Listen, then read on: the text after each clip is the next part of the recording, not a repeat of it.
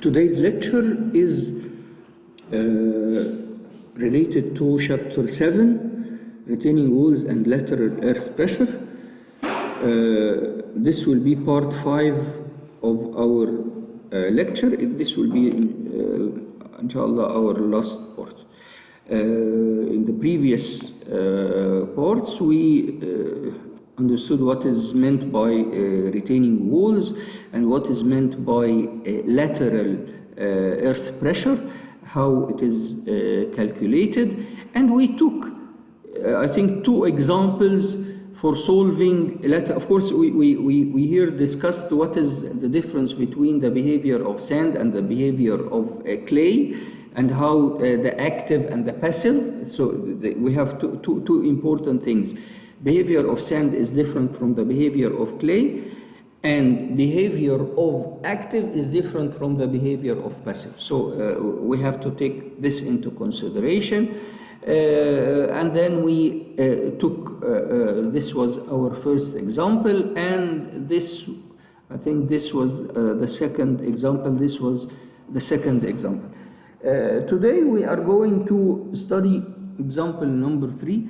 The difference between example 3 and the previous example, this was example 2, more or less they look the same, but the real difference is that here this is 3.5 meter, but this is B.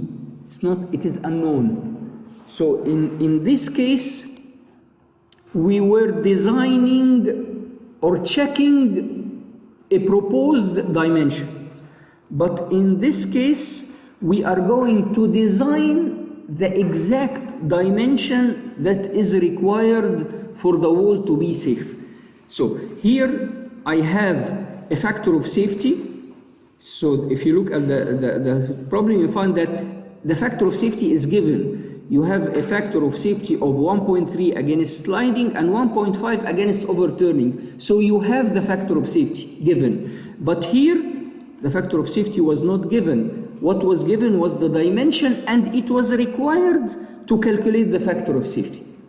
Usually, in normal life, I have the factor of safety because this is given in the code. The code tells me that the factor of safety for sliding, say, is 1.5. It is given like this, or 1.3. It is given like this. But the dimension, this is my input. I have to design the retaining wall. So really, this is what will happen.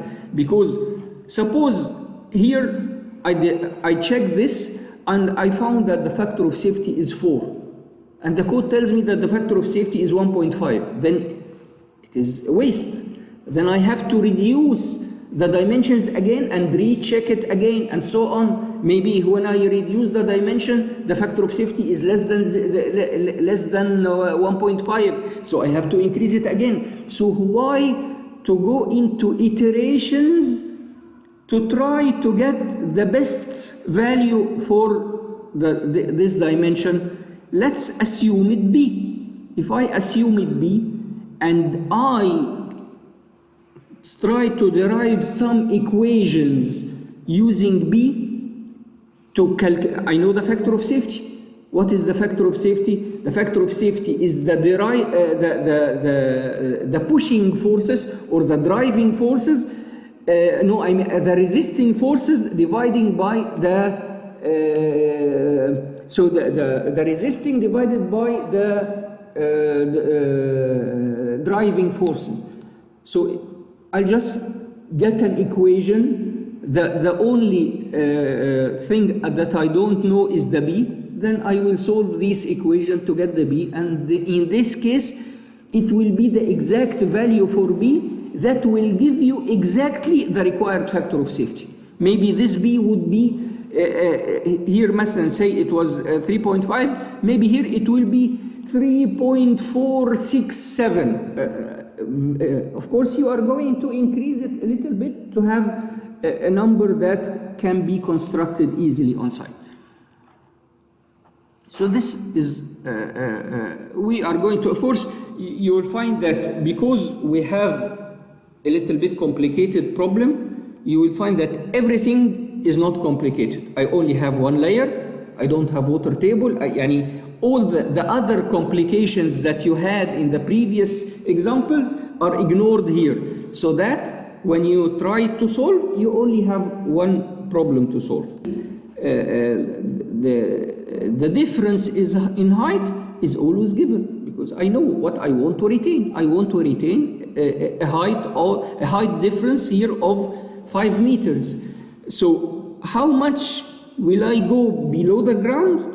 Here it's 1.1, no, so it's 1 meter. They just went 1 meter below the ground. Maybe you would propose to go 2 meters or 1.5 meter. It depends on your design. But this is what is important, and it is given 5 meters.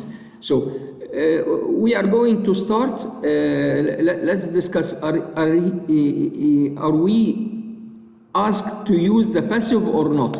Calculate the minimum breadth B for a smooth retaining wall. Smooth retaining wall means we can use our equation because it is smooth wall. Shown in figure to have a factor of safety 1.3 against sliding, 1.5 against overturning, and the allowable gross bearing capacity is 20 ton per meter cube. So he has given me 3 things: factor of safety against sliding, factor of safety against overturning, and the bearing capacity of soil, so I can make the 3 checks that is required. Check for sliding, overturning, and check for bearing capacity. He did not tell me to use the passive or to ignore the passive, but from my point of view, if you find that this is only 1 meter, this is easily excavated. 1 meter, it's not a big deal. Any pipeline, any cable, laying of any cable, it will be removed. So it is better for normal life to ignore this amount and say that I'm not going to depend on the passive, because I cannot put my wall in danger, so that when somebody come to lay a cable, the wall will collapse on him. So it's a problem. Yes. So we are going to start here.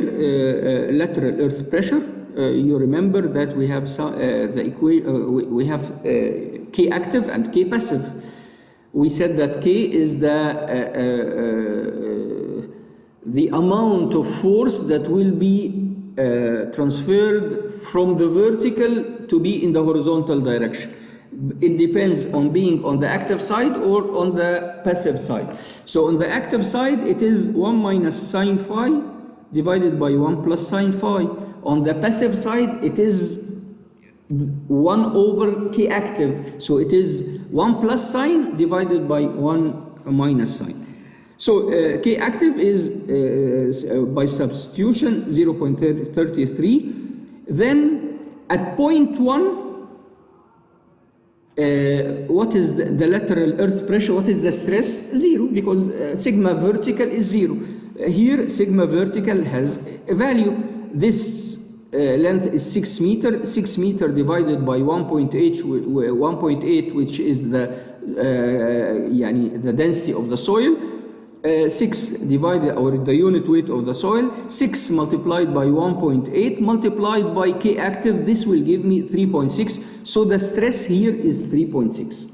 So as you see, it is a very simple earth pressure, because just one triangle.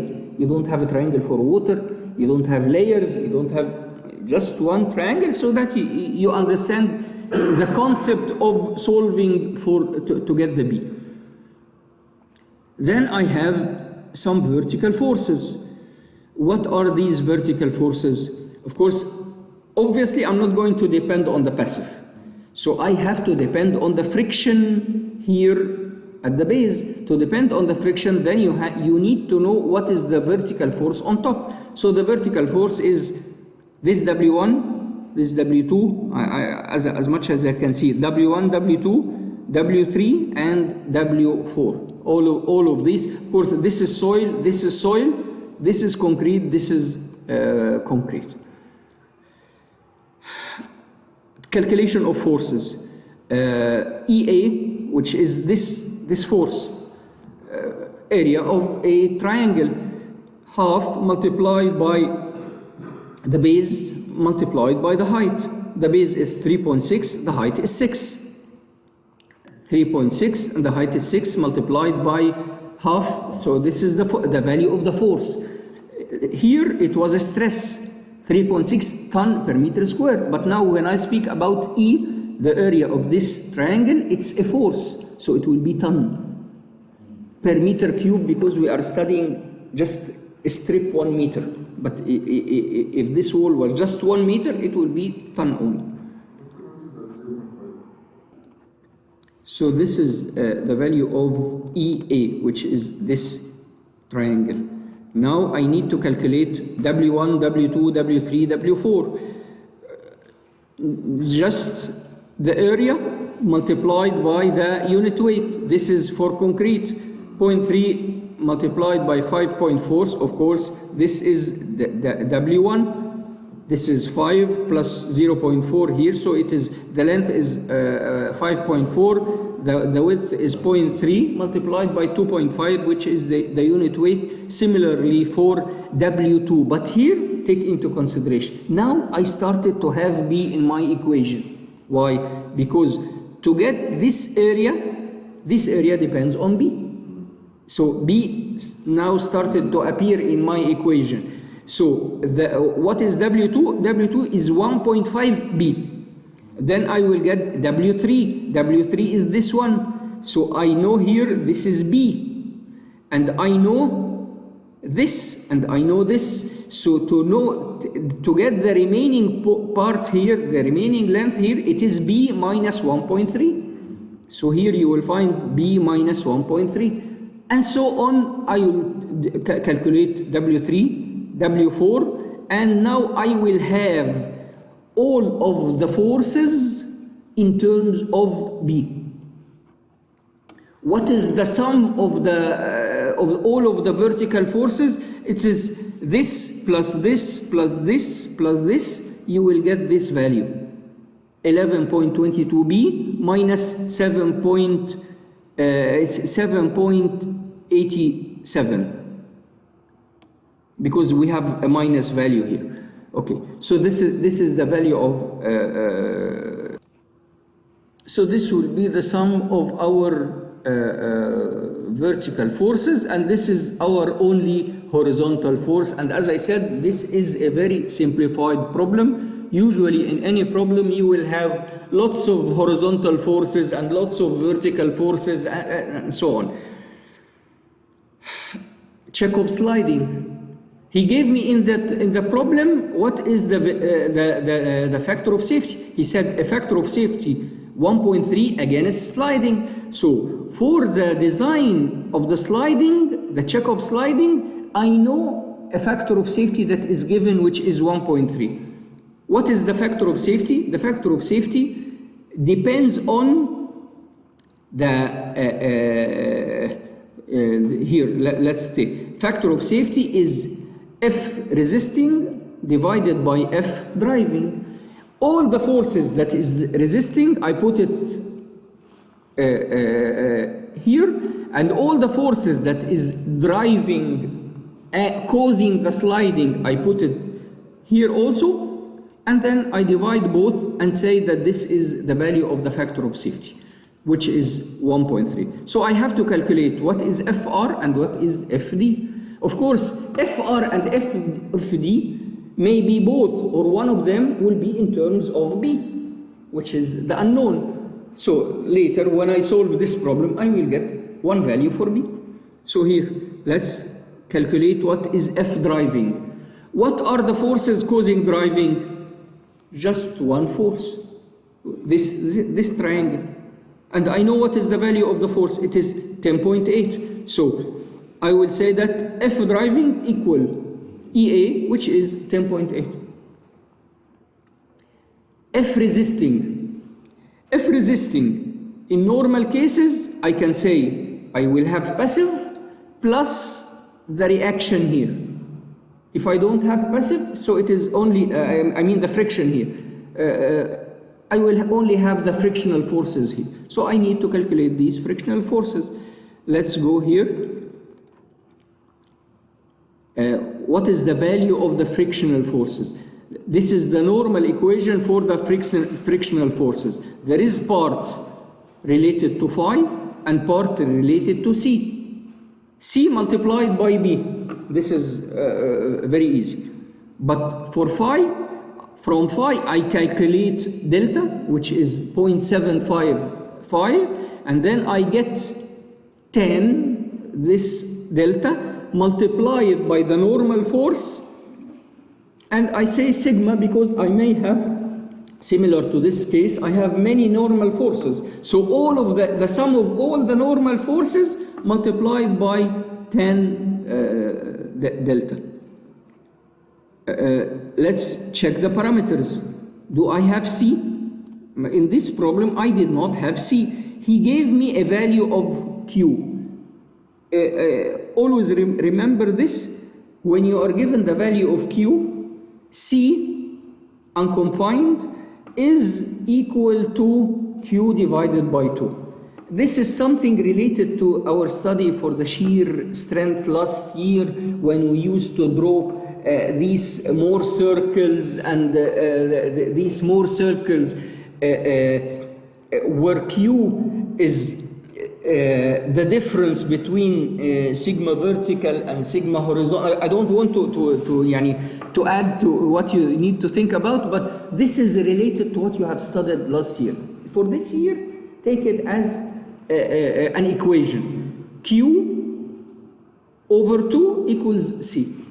So in any problem, if you take this value here, if you see here, this is a line. It means that this is a layer, and below here, this is another layer. From this below layer, I don't know any, gamma is not the same, phi is not the same, C is not the same, because here C is 0. But here, C has a value, which is equal to Q divided by 2. So I divide Q by 2. He did not give me a value for phi, so maybe in this problem phi is equal to 0. So I will go to this, here is Q, C, which is equal to Q divided by 2. It is equal to 5. Delta equal to 0, because phi is equal to 0. He did not give me a value for phi. Of course, in an exam, it will be very clear. Phi equal to so and so, C equal to so and so, or it will be given that it is clay, pure clay, or pure sand, so you know which is 0 and which has a value. CA is, if you remember in our previous solution, similar to what we said, that in case of calculating delta, it was 0.75 phi. C also, C that will happen between the material and the soil, because C and phi are internal values, which mean that they happen between the particles of the same soil. If I tell you what is phi, phi is the angle of internal friction. So it is friction between sand and sand, or between clay and clay, or between soil and soil. So this is phi. C is also the same, is the cohesion between the soil particles. But I now need CA. What is CA? C is the cohesion between the soil and the concrete on top. So it's a different material. Usually we take it 0.75 or 3/4 of the internal value. So for phi, I multiply by 0.75 to get delta, and for CA, I multiply also by 0.75, which is 3/4 multiplied by C, because it is not the same C, it is not the internal one, no, it is the external, the boundary between it, or the interface between the soil and the concrete material. Of course, if this 3/4 is for concrete, but if I tell you that this footing is made of steel, the value will be different, because imagine you have something steel on top of soil. Here we said that for concrete we take 0.75 of whatever in the soil, but if it is steel, you expect that it will not be 0.75, it maybe be 0.5, 0.25, it will be less. So you have to refer, of course this is not related to your exams, but in normal life, you have to refer to a given table that will give you what is the cohesion and friction between steel and soil, or between wood and soil, or between glass and soil. It depends on the material. Each material has a value, but in our case we use 3/4 or 0.75 because we are speaking about concrete and soil. Concrete and soil are more or less a little bit similar to each other, so the difference is with a factor of safety it is 0.75, but other materials might be less than that a lot. So 3/4 multiplied by 5, I get CA. So now I have CA. This term will be equal to 0, so I will have only CA multiplied by B. So F resisting is 3.75 multiplied by B. So now I have the two terms. I have F resisting and F driving. F resisting, this is the value of F resisting. F driving, this is 10.8. You remember we calculated it before. Where it is? This was EA, and we said that EA is the value of the resisting of the driving. Here it is 10.8, and the other one is here it is 3.75B. So I will divide 3.75B multiplied by 10.8. I will say that it will be equal to 1.3. One equation in one unknown, I will get the value of B. So B is 3.74 exactly. So 3.74 meter of width will give you a factor of safety against sliding, which is 1.3. Any problem in that so far? Right. So okay, now we got the first value for B1. For B, that's why we call it B1. B1 is 3.74. I will leave it as it is and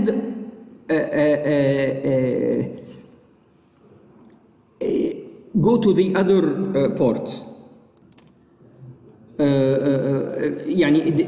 delete this was from the previous slide.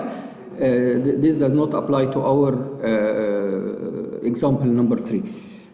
For example number 3, we reached now that we have a factor, a B value of 3.74 in case of checking for sliding to get a factor of safety of 1.3.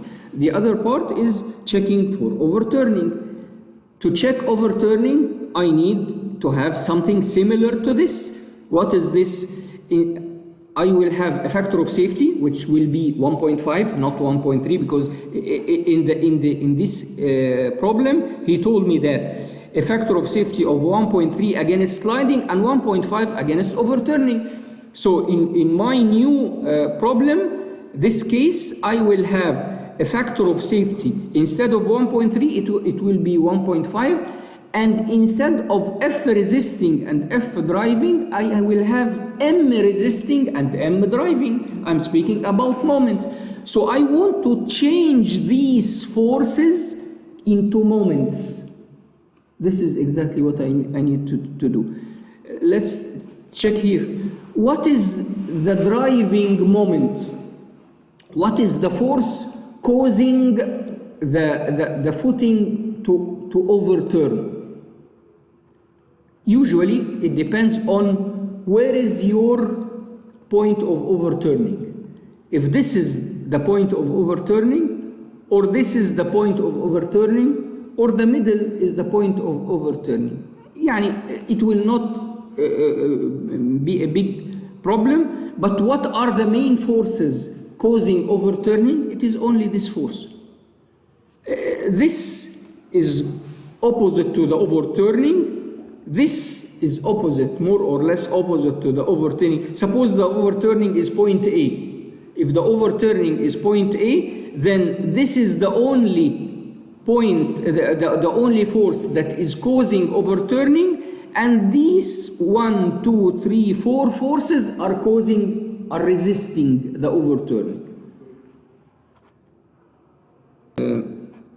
So now, where is the only force that is causing overturning? Of course, we said we have to decide which is the point that will that overturning will happen around it.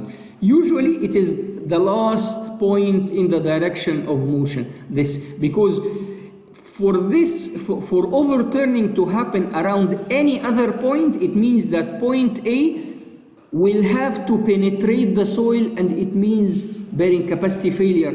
And I'm supposing that my target now is to prevent failure in sliding, overturning, and bearing capacity. So I cannot assume that to check the overturning that I will assume failure in bearing capacity. It's not possible. So all of these points will stay as it is, but what will happen is this full body will rotate around point A. So in this case, the only force causing overturning is EA, and all the other forces are resisting for this overturning moment. So before we go into the calculation, just by looking at the drawing, EA multiplied by this distance will give me the overturning moment. Then the resisting, this W multiplied by this small distance plus this W multiplied by this bigger distance plus this W multiplied by B over 2 plus this W multiplied by this distance, and so on. You will find that you will start to have a little bit complicated thing. Why? Because if we come to this W, the weight of W is function in B, and the arm of force is function in B. So in this case, I will start to have B squared. So it will not be as simple as the previous one, an equation in terms of B. No, it will be an equation in terms of B squared plus B plus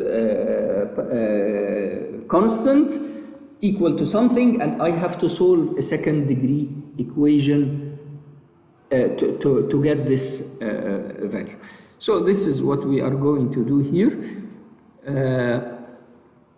Check overturning.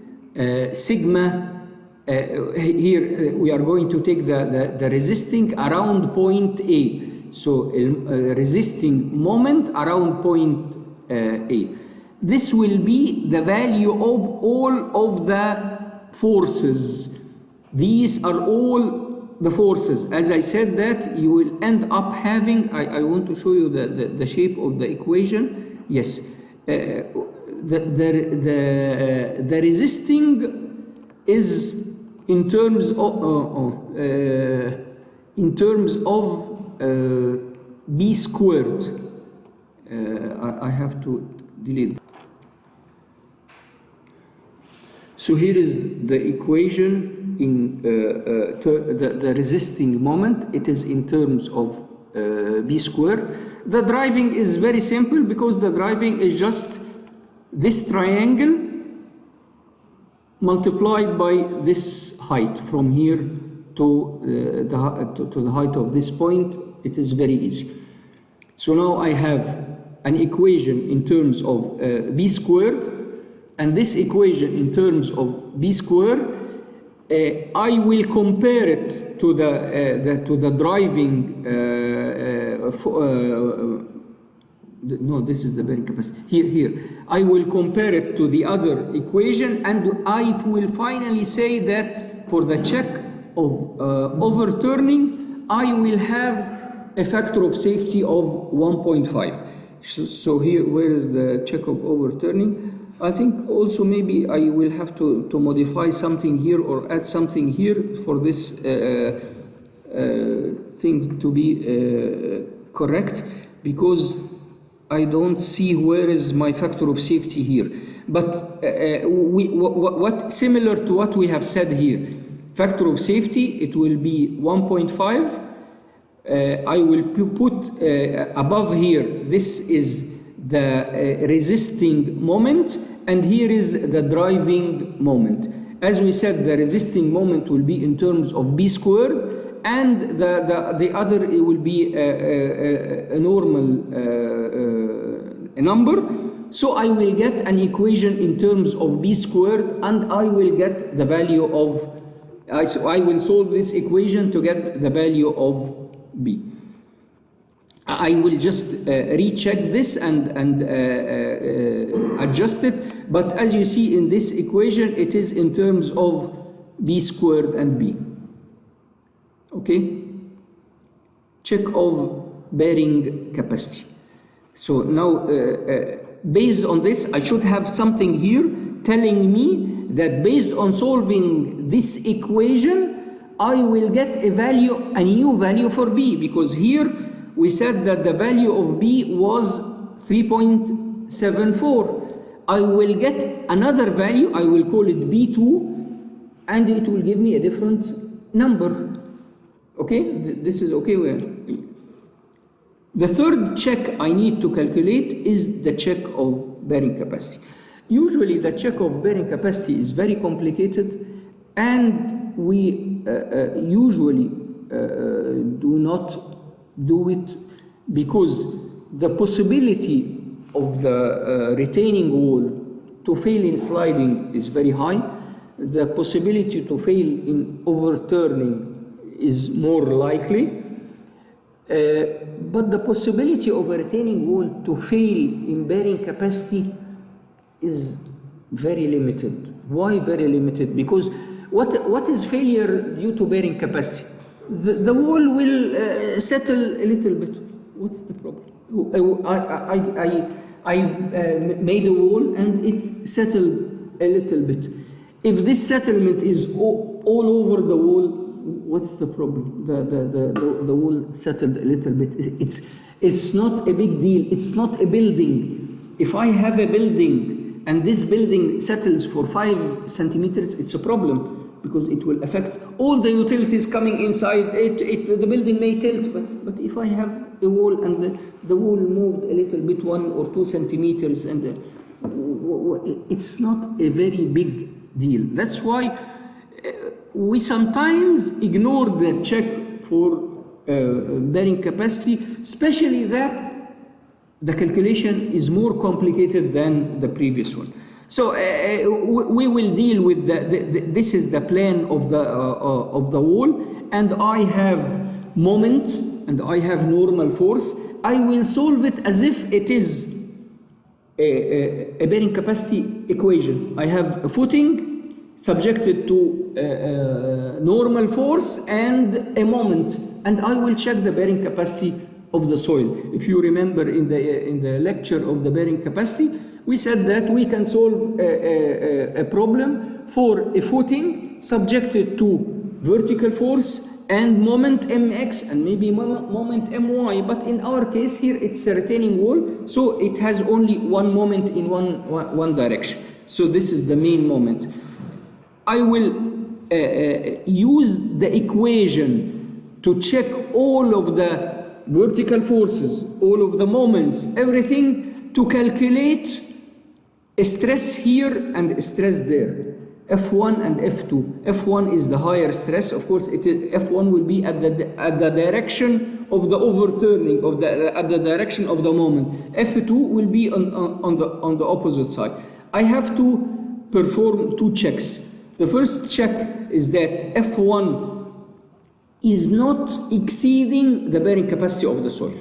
So I need to have to know the bearing capacity of the soil before starting, and I will compare F1 to the bearing capacity, and I will check that F2 is not negative, because if F2 is negative, it means that I have to redesign my footing, because my footing will, negative means my footing starting to move, and it will start to overturn. This is another type of failure. I'm checking bearing capacity, but it led me to know that I'm having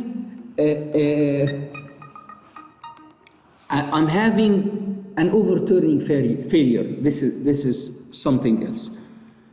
So I will just just show you the amount of substitutions that you need to apply in this equation. You will find this is the value of F1, this is the equation of F1. I need to calculate the eccentricity, which is the moment divided by the normal force, and I have the B of the footing. So B will be my parameter that I need to calculate. This is the shape of my equation for F1. This is the shape of my equation for F2. I need to have F1 to be maximum 20, because he gave me that the bearing capacity of soil is 20. So F1 should be maximum equal to 20. F2 should be maximum 0, because less than 0 it will be negative. So I will have this big equation as the first equation. I have this big equation as the second equation. I will have to solve both to get a value for here. I will solve this one to get a value which is called B3. Then I will have to solve this to get a value of B4. As I said before, in this lecture, I'm missing here something for B2. Here is B1. I was supposed here, after checking overturning, to get a value of B2, which is the value of B that will make overturning safe. So, but we said that it will be similar to this equation, with the change of this to be, instead of being 1.3, it will be 1.5, and here instead of being forces, it will be moments. That's all.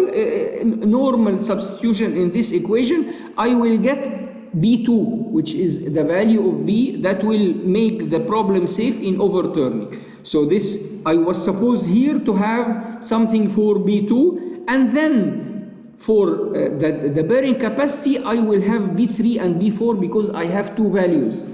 The value of the maximum bearing capacity in one direction, which is this value, and the maximum and the minimum bearing value of stress, which should not be less than 0. So I will have here two equations. I solve this first equation to get B3. I solve this second equation to get B4. And finally, I have four values for B. Which one should I use? The biggest. The biggest one. Yes, that's correct. So I will use B equal 3.74. لا يعني as I told you, maybe there is something fishy about this lecture, that maybe some values were not updated, يعني just copy and paste without يعني I forgot to update the values. So but we said here, it's good that this happened in this because usually in this we only stop after checking the sliding, and checking the sliding was okay. Checking the overturning, we don't do it in the exams, but we are going to do it in the coursework in case we have overturning. But we have overturning. Why? Because we have a basement, so the retaining wall should be checked against overturning. So anyway, I will update this and post it for you later, inshallah. That's all.